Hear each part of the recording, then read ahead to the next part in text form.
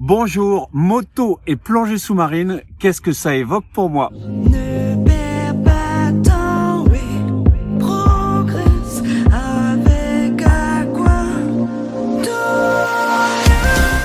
Bonjour, c'est Vincent, de l'école de plongée Aquadomia. Donc aujourd'hui, je vais vous parler de moto et plongée. Qu'est-ce que ça évoque pour vous? Et n'hésitez pas tout de suite à mettre un petit pouce sur la vidéo si le sujet vous intéresse. Si vous ne l'aimez pas, je vous rembourse la vidéo. Donc je suis Vincent, comme je vous le disais, de l'école de plongée Aquadomia, spécialiste de la formation plongée accélérée sur mesure du débutant au moniteur de plongée à Marseille, parc national toute l'année, parc national des Calanques toute l'année, et aussi à Cozumel lors de l'université d'hiver Aquadomia dans les Caraïbes en janvier, février et début mars. Alors aujourd'hui, vous avez vu, je me la pète, je sors ma moto. Et qu'est-ce que ça m'évoque pour moi comme parallèle avec la plongée sous-marine? Eh bien, tout simplement, c'est déjà la sécurité. Il faut des équipements de sécurité, bien sûr le casque, bien sûr les gants, bien sûr des chaussures montantes, bien sûr des vêtements avec des coques pour ne rien risquer. Et ça, c'est aussi quelque chose qui est très important en plongée sous-marine. Ensuite, il y a les règles à respecter. Bien sûr, en plongée sous-marine, on doit respecter les règles en termes de palier de décompression, en termes d'équipement. Toutes ces règles qui sont dictées à la fois par le Code du sport ou par le système américain RSTC. Faut savoir aussi que la moto, c'est une grande sensation d'évasion et de liberté. Et c'est pour ça qu'on en fait généralement. La mobilité améliorée, la perception de la route qui est complètement différente avec les cheveux au vent. Bon, là c'est mal joué de ma part, tout simplement. Ensuite, qu'est-ce que ça évoque pour moi? Ça évoque aussi des notions de respect du matériel, durabilité et entretien, et aussi jalousie et budget. Tout simplement parce que c'est bien sûr des budgets conséquents. Vous allez vous dire, mais il se la pète avec sa Harley Davidson. C'en est une que j'ai achetée pour le prix d'un recycleur, grosso modo, de l'ordre de 6 MIG. Elle a plus de 20 ans. C'est une moto qui a 21 ans, qui est entretenue. C'est une moto qui est durable. Et c'est vrai qu'on peut faire de même avec le matériel de plongée. Il vaut mieux bien acheter que mal acheter, à avoir à acheter deux fois. Et surtout respecter scrupuleusement les cycles de révision. Je vous rappelle, un détendeur, par exemple, révision annuelle, même si il a peu plongé.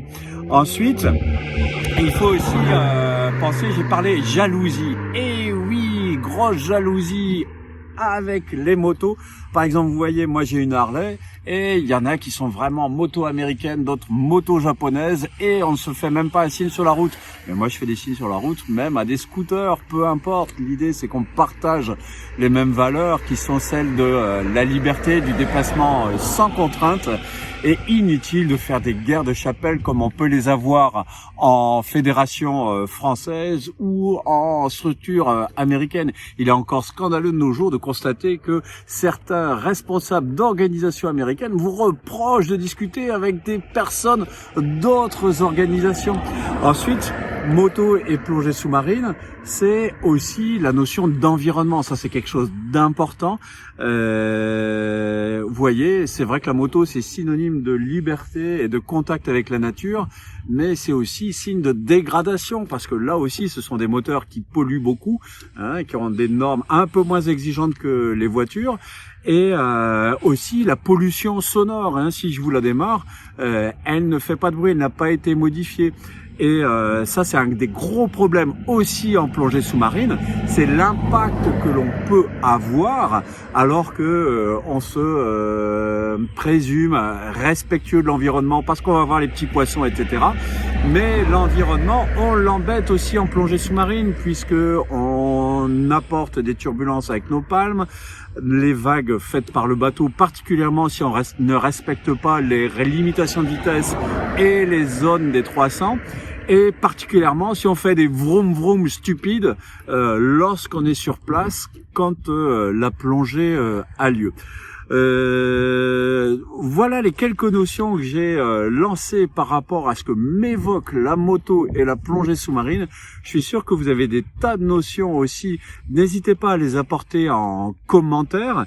Je peux bien sûr faire un parallèle aussi avec les scooters sous-marins, hein, qui se généralisent de plus en plus, qui sont des bonnes choses bien sûr, notamment pour les plongées suréquipées où on va se déplacer avec beaucoup de matériel. Ça peut aussi favoriser l'accessibilité de la plongée sous-marine quand on a un handicap, mais il faut voir aussi que c'est un destructeur d'environnement avec le bruit. Et bref, le but n'est pas de transformer la mer en motocross. Et c'est pour ça que dans le parc national des Calanques, les scooters sous-marins sont interdits.